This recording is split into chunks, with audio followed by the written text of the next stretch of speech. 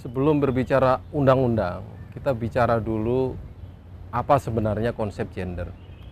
Ini jelas bahwa gender ini berasal dari Barat ya, dan ini sangat asing dengan masyarakat Indonesia. Oleh sebab itu banyak hal yang harus kita pertimbangkan. Apakah kesetaraan gender ini diperlukan oleh masyarakat Indonesia yang selama ini sudah kita anggap memenuhi target ataupun memenuhi persyaratan untuk kesetaraan.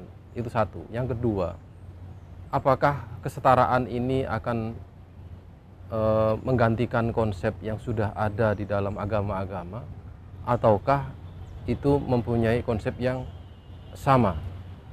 Kalau konsep kesetaraan ini diterapkan secara sempurna, artinya 50-50, masalahnya adalah apakah semua agama di dalam negara Indonesia ini sudah mempunyai konsep kesetaraan yang seperti itu.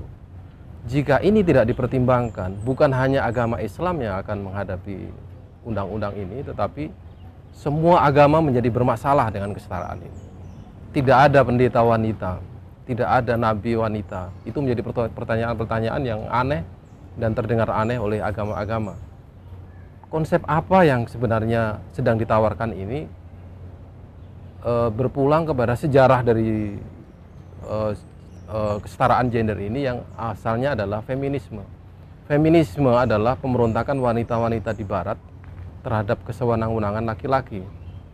Dari feminisme inilah muncul ide bagaimana wanita tidak hanya sekedar membela dirinya, tetapi wanita itu disamakan dengan laki-laki haknya dalam segala hal. Nah, jika ini terjadi, maka banyak persoalan yang harus dihadapi oleh konsep kesetaraan gender ini. Dan yang paling utama adalah aspek biologis yang tidak bisa disama-samakan antara laki-laki dan wanita.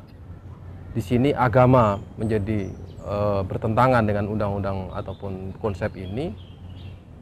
Faktor biologis laki-laki dan wanita juga akan menentang konsep ini, dan bahkan masyarakat secara umum meskipun nanti akan diundangkan, niscaya akan mengabaikan undang-undang ini dan tidak akan pernah menjalankannya.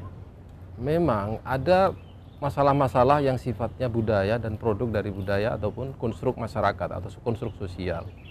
Tetapi ada aspek yang orang tidak bisa menafikan bahwa itu adalah kodrat. Nah, kodrat ini sebenarnya sudah diatur di dalam agama-agama, khususnya agama Islam. Dan Islam adalah agama yang paling sempurna mengatur dan meletakkan laki-laki dan wanita pada kodratnya masing-masing. Nah, kalau konstruk relasi antara laki dan perempuan ini dianggap sebagai konstruk sosial, bisa nggak dipisahkan antara mana yang sosial dan mana yang kodrati? Ini persoalan yang selama ini saya melihat para aktivis gender ini tidak memperdulikan atau tidak menyinggung masalah-masalah yang seperti ini. Bahkan dipukul rata seakan-akan tidak ada persoalan antara laki-laki dan perempuan dalam masalah biologis. Makanya sebenarnya konsep gender ini adalah pertentangan antara nurture dengan nature, antara biologis dengan sosial. Mana sekarang yang dominan, ya, aspek biologisnya atau aspek sosialnya di dalam hubungan laki-laki dan perempuan ini? Itu yang pertama-tama harus kita kaji terlebih dahulu. Sebenarnya konstruk sosial yang ada itu juga tidak lepas dari aspek biologis ini. Sebab ketika wanita melahirkan, dia harus mendapatkan keistimewaan cuti bekerja. Kalau cuti itu ditiadakan, berarti harus menafikan kodrat wanita melahirkan.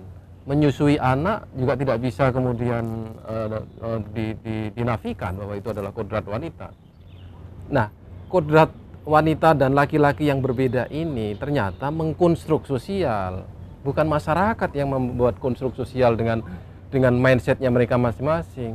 Wanita seperti begitu karena memang kecenderungannya seperti begitu, tidak karena masyarakat membentuk wanita supaya begini, laki-laki supaya begini. Jadi manusia ini sebenarnya hidup dengan secara alami bahwa masing-masing menjalankan tugas sosialnya sesuai dengan kodratnya. bukan karena konstruk sosial itu membentuk. Nah, ini sebenarnya persepsi seperti begini berasal dari konstruk masyarakat di barat. Yang dulu itu pra-industri wanita itu tidak bekerja, ya. Kemudian sekarang pada masa industri wanita kemudian bekerja. Akhirnya timbul pertanyaan, kalau begini caranya apakah kemudian harus disamakan pra-industri dengan masa industri? Nah, ini kan berarti konstruk sosial masyarakat barat. Di dalam masyarakat Indonesia itu tidak terjadi. Ataupun kalau terjadi, pembagian kerja antara laki dan perempuan itu di Indonesia masih diwarnai oleh tugas-tugas ataupun konstruk religius, bukan sosial.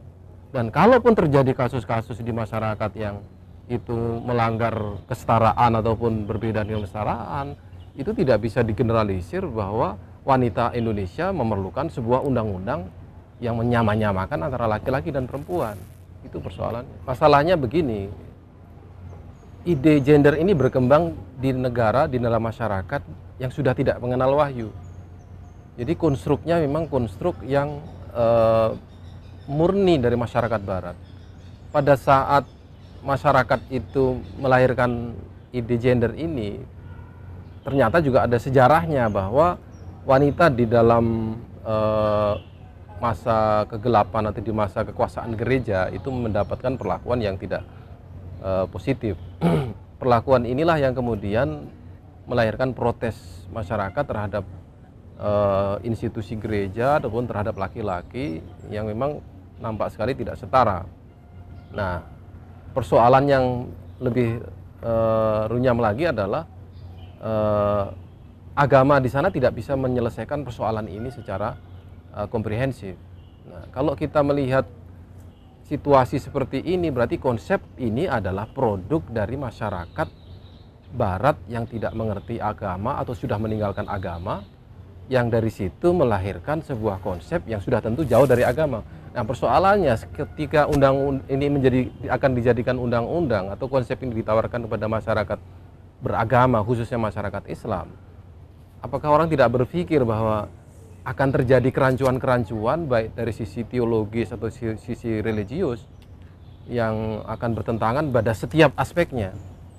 Nah, ini dalam teori budaya sesuatu yang mustahil, bahwa peradaban lain itu masuk ke dalam suatu peradaban kemudian tanpa proses adaptasi. Nah, ini adalah penjajahan. Nah, kalau kita mau membalik misalnya, apakah mungkin syariat Islam itu diterapkan di negara-negara barat yang sekuler? Nah, ini logikanya. Kalau gender mau diterapkan di negara-negara Islam, kita balik, apakah syariat juga bisa diterapkan di negara-negara barat? Saya kira orang yang berpikir itu akan memahami dengan baik. Jadi undang-undang ini bermasalah dari sisi konsepnya. Di barat saja konsep kesetaraan ini, baik dari sisi agama ataupun dari sisi politik dan sosial, bermasalah. Dari sisi agama, Paus sendiri tidak bisa menerima kesetaraan ini pada level gereja ataupun pada level pimpinan umat Kristen. Di dalam masalah politik ataupun hak-hak sosial, ternyata di negara barat jumlah anggota parlemen itu tidak sampai 50% di semua negara.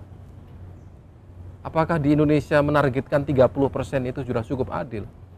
Nah, ini persoalannya menjadi sesuatu yang dipaksa-paksakan. Jadi konsep yang menurut saya tidak saja incompatible dengan naluri masyarakat baik di timur ataupun di barat, tapi juga tidak bisa dilaksanakan untuk masyarakat umat Islam di Indonesia khususnya.